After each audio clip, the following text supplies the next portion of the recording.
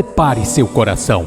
A partir de agora, programa Bíblia Sem Arrodeio. E falou o leproso: se o Senhor quiser, pode me purificar. Jesus estendeu a mão e disse: quero ser limpo. E ele foi curado. A palavra de Deus de forma simples e objetiva. Como Jesus é, sem arrodeio. Como a Bíblia é, sem arrodeio. Comunicação, irmão Gilvan Silva. Dia a dia Cristo está comigo, me dá paz no meio do terror. Meu irmão, minha irmã, desejo que o Senhor mantenha o seu lar. Sou o irmão Gilvan Silva e este é o programa Bíblia Sem Arrodeio, nosso momento presenteado por Deus para falar das Escrituras Sagradas de forma objetiva, clara e sem arrodeio. O propósito do programa Bíblia Sem Arrodeio é nos instigar a ler a Bíblia todos os dias, hábito que fortalece espiritualmente. Se desejar perguntar ou sugerir algo, meu contato é 849-8849-9144. Farei o possível para lhe atender. Hoje iniciarei o livro Êxodo com uma rápida introdução. Êxodo é um dos 5 livros que compõem o Pentateuco e foi escrito por Moisés por volta do século XV a.C. A datação dos livros bíblicos, elas podem variar de acordo com a fonte informativa. Agora, nada que comprometa a inspiração divina e a essência do texto. Consideremos ser fruto de esforços dos biblistas para conciliar com a história geral, conciliar os calendários lunar e solar, os poucos elementos arqueológicos disponíveis e o fato de nada relacionado às Escrituras poder ser chutado, achado ou inventado. Êxodo foi escrito como uma espécie de diário dos episódios e é a continuação de Gênesis. O termo quer dizer saída, é uma alusão à retirada de Israel do Egito.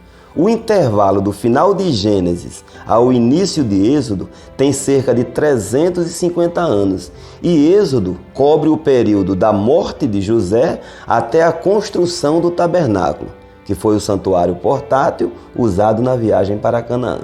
Seu conteúdo apresenta vários eventos milagrosos de Deus. Agora veja, as gerações que mais viveram milagres foi a do Êxodo e a do primeiro século, e foram as épocas de maior rejeição da fé.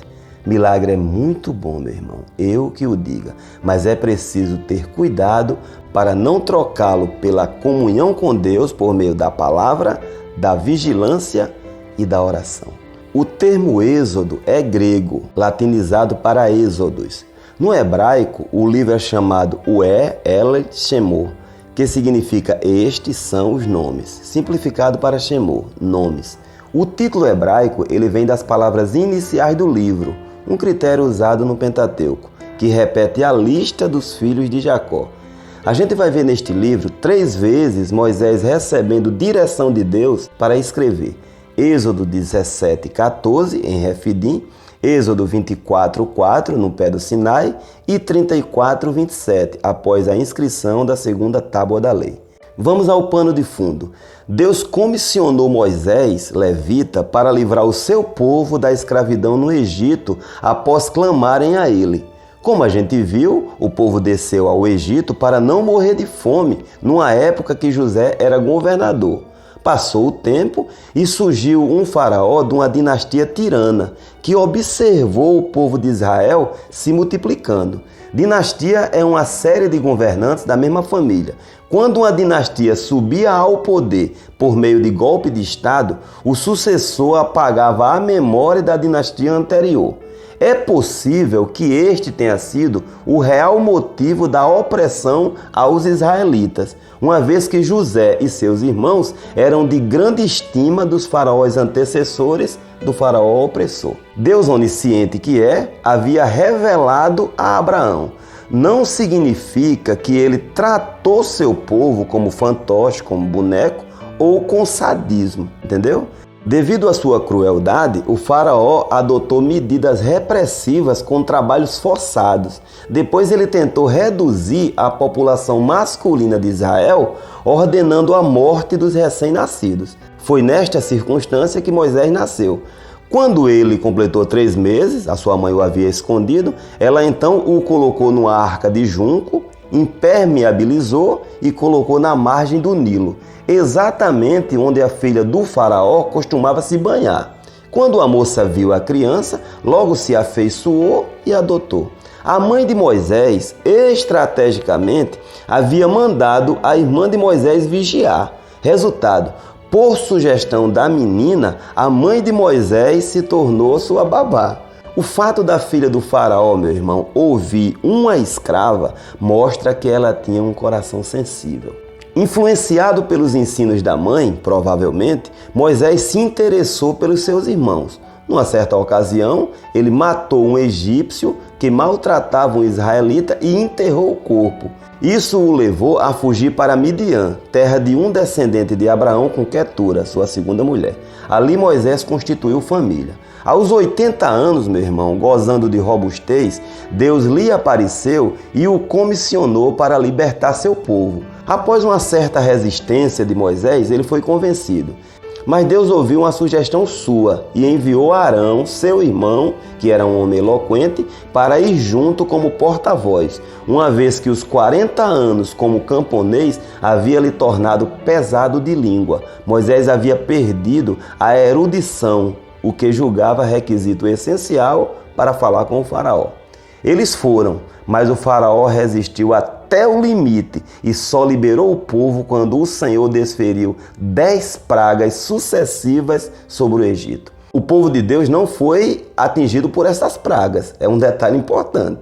Na última destas pragas, que foi a morte dos primogênitos, foi instituída a Páscoa, que serviu de recordação para as gerações. Iniciava ali a jornada rumo a Canaã, a terra prometida por Deus. Durante a marcha, houveram vários dissabores devido à murmuração do povo, mas o Senhor operou muitas maravilhas. Entre elas, a travessia pelo meio do mar, em seco, rocha que jorrou água, comida à vontade durante 40 anos, roupas e calçados sem envelhecer, mas o principal sinal foi sua presença em forma de nuvem de dia para proteger do calor e de fogo de noite para proteger do frio. A nuvem também marcava o curso da marcha. Viveram literalmente nas mãos de Deus. Está vendo como é viver nas mãos de Deus? Foi no deserto, meu irmão, que o povo de Deus recebeu a Constituição Celestial, que rege a vida de todos os que vivem nas mãos de Deus. A base doutrinária de Jesus e dos apóstolos foi extraída do Antigo Testamento, viu? O próprio Jesus falou da eficácia do novo pacto, norteado pelos princípios do Antigo Pacto. Assim, podemos dizer com segurança na palavra de Deus que a nação formada sob a direção de Moisés apontava para uma nova geração formada e dirigida pelo mesmo Deus e que o caminho de Cristo, com sol escaldante e frio de rachar, conduz à pátria prometida, a Canaã celestial. Por isso, meu irmão, Êxodo é chamado o livro da redenção. Em Gênesis, Deus fez o impossível para remediar o estado miserável do homem. Em Êxodo, ele fez o impossível para libertar o homem da dura escravidão para o representar na terra.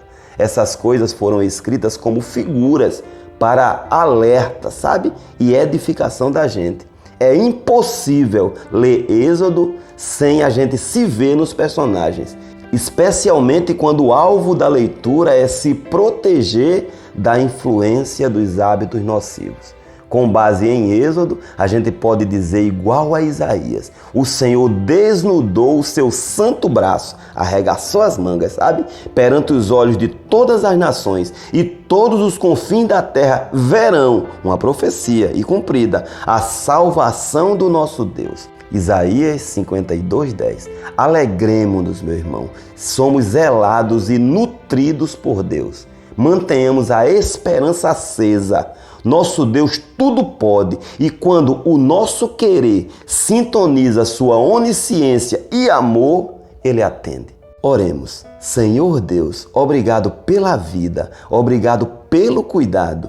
Nos ajuda a ter sensibilidade à Tua palavra e ao Teu Espírito Santo. Amém.